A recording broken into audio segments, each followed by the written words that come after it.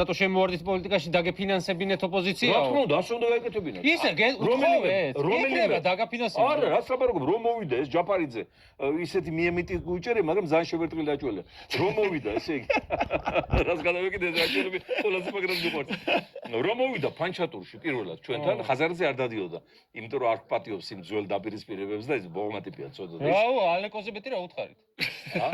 ალეკოზე მეტი რა ელისაშვილზე მეტი რა უთხარით იმას არ თოპატია? ვიცი, არაფერი, დელიკატური კრიტიკა იყო საბანკო დანაშაულებრივი პოლიტიკის. მეტი არაფერი. პროცენტების?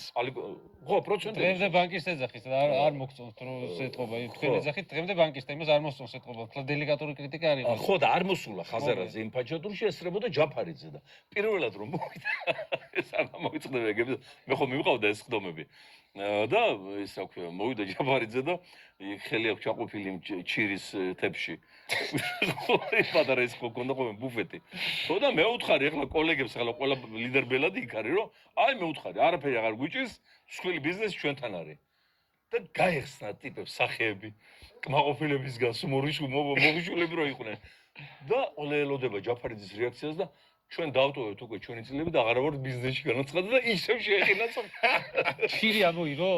აბა